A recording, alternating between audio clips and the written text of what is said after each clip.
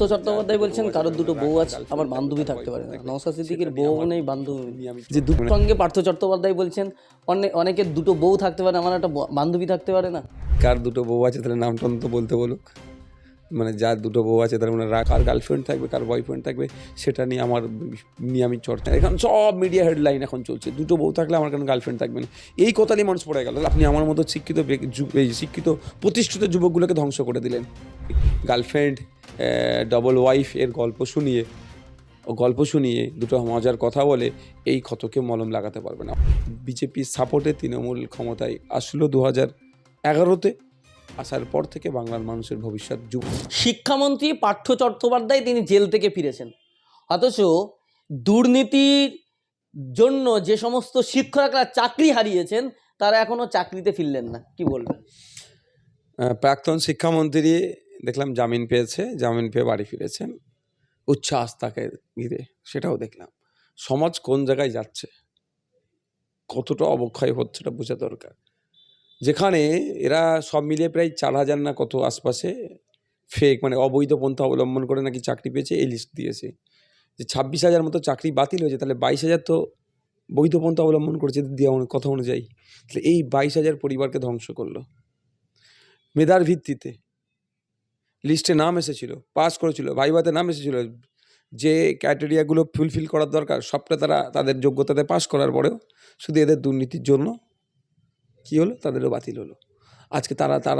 আজকে প্রাক্তন শিক্ষামন্ত্রী দুর্নীতির দায়ে, চাকরি বিক্রির দায়ে জেলে গিয়েছিলেন, বাড়ি ফিরলেন, সে জামিন পেয়ে বাড়ি ফিরলেন। কিন্তু যারা বৈধ পন্থা অবলম্বন করে চাকরি পেলেন তাদেরকে আবার নতুন করে যোগ্যতার মাপকাঠি দিতে হচ্ছে। এই পশ্চিমবাংলার অবস্থা। আর কিভাবে জামিন পেল? এই জামিন পাওয়াতে মমতা ব্যানার্জি সম্পূর্ণ যুক্ত আছে। আইনি বিচার ব্যবস্থা যা আছে আমরা নতুন করে কিছু বলবো না। সহযোগিতা মমতা ব্যানার্জি ছাড়া জামিন পেত না। কারণ যখন একদম প্রথম দিকে অ্যারেস্ট করেছে, সবাই আমরা জানতাম যে, আমি আজকেও বলছি, আমার বক্তব্যর কাউন্টার দেওয়ার সময় এখন আছে পার্থবাবুর। কারণ এখন তখন যেগুলো বক্তব্য দিচ্ছে তখন জেলে ছিলেন, হয়তো কাউন্টার দিতে পারতেন না। পার্থবাবু সব চাকরি বিক্রি করেনি, এমনকি আমরা বলছি কিছু চাকরি সুপারিশও হয়েছে। তা উনি তো জানতেন না কে সুপারিশ করেছে, কার চাকরি বিক্রি হয়েছে, ওনার মাধ্যমে আমি বলছি এগুলো। তো উনি তো সবার নাম পাবলিক ডোমেইনে বলে দিতে পারতেন, কেন বলেননি? উনি জানে ওনাকে যদি কেউ বাঁচাতে পারে সেটা হচ্ছে মমতা ব্যানার্জি। মূল হোতা তো মমতা ব্যানার্জি। যেই সব দুর্নীতি হচ্ছে মমতা ব্যানার্জি জানে না, তার নাম নেয়নি কেন? চুপ করেছিলেন, সময় হয়েছে বার করে নিয়েছে। তো বাংলার মানুষ বুঝুক যে জামিনটা কিভাবে পেয়েছে না পেয়েছে, এখানে সিবিআইয়ের কী ভূমিকা আছে, তৎপরতা কতটা ছিল, জামিন পেতে কতটা সহযোগিতা করেছে না অসহযোগিতা করেছে, অনেক রহস্য আছে এর মধ্যে। তাহলে বিজেমূলের সহযোগিতাতেই পার্থবাবু জামিন পেয়ে গেল। আর এই বিজেমূলের নোংরা কর্মকাণ্ডের জন্য বিজেপির সাপোর্টে তৃণমূল ক্ষমতায় আসলো 2011-তে, আসার পর থেকে বাংলার মানুষের ভবিষ্যৎ, যুব সমাজের ভবিষ্যৎকে ধ্বংস করে দিল। আপনারা বলছেন চুরি করেছেন, কিন্তু চাকরি চুরি হয়েছে, কিন্তু পার্থ চট্টোপাধ্যায় বলেছেন আমি মন্ত্রিত্ব সামলেছি সততার সঙ্গে। দেখুন, পার্থবাবুকে আমি কাকু বলেও মাঝে মধ্যে ডাকি বিধানসভায়। আজ থেকে তো ওনাকে আমি চিনি না, অনেক আগে থেকেই ফুরপুরা শিবে যাতায়াত করতেন, যখন তিনি বিরোধী দলনেতা ছিলেন বা যখন তেনার অপোজিশনে ছিলেন। সেই বলছে একটা কথা, ব্যাপারটা হচ্ছে ওনার নামে অভিযোগ আছে, উনি তার জন্য এতদিন জেল খেটেছে। প্রায় 202 দিন তিনি হসপিটালে, লাস্ট 202 দিন তিনি হসপিটালে ভর্তি ছিলেন। যে জামিন পেলেন তারপর দিন হসপিটাল থেকে বেরিয়ে চলে আসলেন। মানে একটু বুঝতে হবে, তিনি এতই অসুস্থ, হসপিটালে 202 দিন, 202 ডেজ তিনি হসপিটালে ভর্তি ছিলেন। তারপরে যে জামিন পেয়েছে তারপর দিনই বেরিয়ে বললেন হসপিটাল থেকে। এগুলো তো সব পয়েন্টস এক একটা আছে। তো ব্যাপারটা হচ্ছে, উনি বলছেন উনি চাকরি কিছু করেননি, উনি হচ্ছে নিষ্পাপ। তাহলে তার সরকারি কেন, তাহলে বা তাদের সংস্থা যে পর্ষদ, তাহলে এত চাকরি দুর্নীতি হয়েছে, এত লিস্ট তাহলে এখানে দিচ্ছে সুপ্রিম কোর্টকে কীভাবে দিল? তাহলে তো বুঝতে হবে যে এর মধ্যে রহস্যটা কোথায়।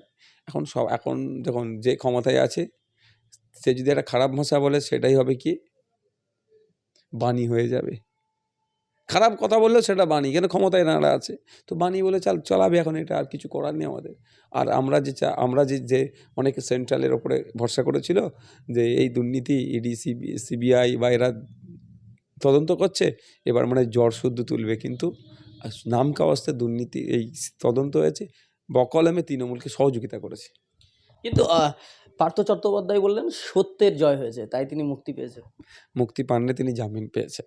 মুক্তি পাওয়ার জামিন পাওয়া অনেক তফাৎ। একটা বিষয়, পার্থ অর্পিতা নিয়ে কথা হচ্ছিল, তো অর্পিতা প্রসঙ্গে পার্থ চট্টোপাধ্যায় বলছেন অনেকের দুটো বউ থাকতে পারে, আমার একটা বান্ধবী থাকতে পারে না। কার দুটো বউ আছে তাহলে নামটা অন্তত বলতে বলুক। মানে যার দুটো বউ আছে তার মানে রাগ হয়, এক নম্বর কথা। দ্বিতীয় কথা হচ্ছে এইগুলো পার্সোনাল বিষয়ে কথা বলবো না, এতটুকুই বলবো আমি। আমার এখন বলার দরকার যে যে সমস্ত বৈধ পন্থা অবলম্বন করে চাকরি যারা পেয়েছিল তাদেরকে অবৈধ ঘোষণা করেছে এই পার্থবাবুদের চক্রান্তে।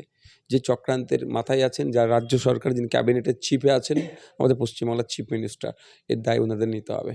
উনি এখন এই দুটো মজার কথা বলে, হাসির কথা বলে হেডলাইনে এসে বিগত দিনে ওনাদের সরকার যেভাবে প্রায় 20,000-এর অধিক শিক্ষিত বেকার শিক্ষিত প্রতিষ্ঠিত ছেলেদের ভবিষ্যৎকে ধ্বংস করেছে, ওই গার্লফ্রেন্ড ডবল ওয়াইফ এর গল্প শুনিয়ে দুটো মজার কথা বলে এই ক্ষতকে মলম লাগাতে পারবে না, অন্তত আমি ভুলবো না। অন্য কেউ ওনার কথা কেন হই করতে পারে, দেখো একটা মজার কথা বলেছে, দুটো কথা, আমি অন্ততও না।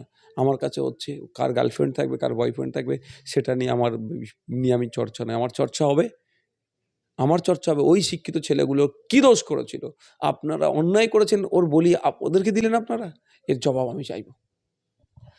পার্থ চট্টোপাধ্যায় বলছেন কারোর দুটো বউ আছে, আমার বান্ধবী থাকতে পারে না। নওশাদ সিদ্দিকীর বউ নেই, বান্ধবী নেই।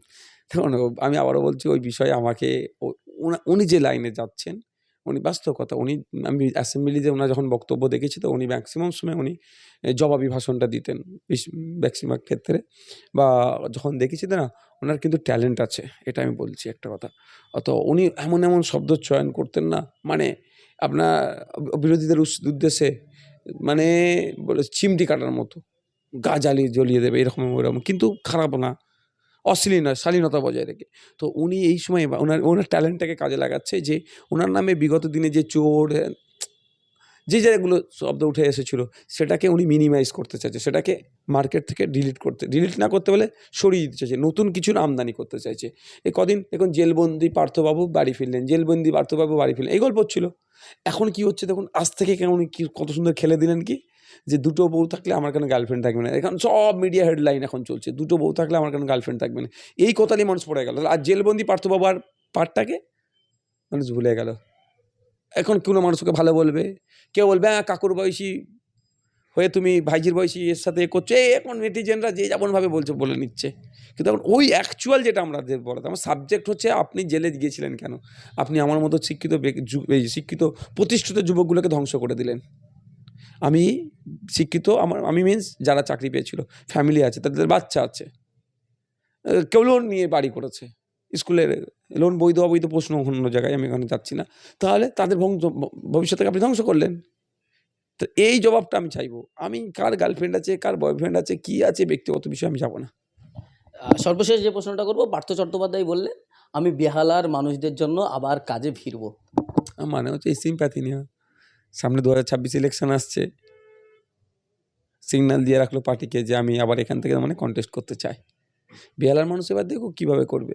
বেহালার মানুষ চেয়েছিল যে কেন্দ্রীয় এজেন্সি দুর্নীতির বিরুদ্ধে লড়াই করবে, কিন্তু দুর্ভাগ্য আমাদের কেন্দ্রীয় এজেন্সিকে কোনো পকেটে ভরে রেখে দিচ্ছে মমতা ব্যানার্জিরা। তো সুতরাং ঠিকঠাক না, যেমন সন্দীপ ঘোষ জামিনটা পেলেন কেন, 90 দিনের মধ্যে চার্জশিট দেওয়ার কথা, নাহলে জামিন দিতে হবে। চার্জশিট ইচ্ছা করে জমা করেনি, হয়তো চার্জশিট পেয়ে গেল। তো এক্ষেত্রে এইগুলো হচ্ছে সব স্টেপ বাই স্টেপ একটা ফেল করলে সে তার বেরিয়ে যাওয়া লাইন পাবে। তো বেহালার মানুষ এই যারা দুর্নীতি করেছে সেই দলের বিরুদ্ধে কীভাবে প্রতিবাদ জানায় এখন দেখার বিষয় 2026 সালে।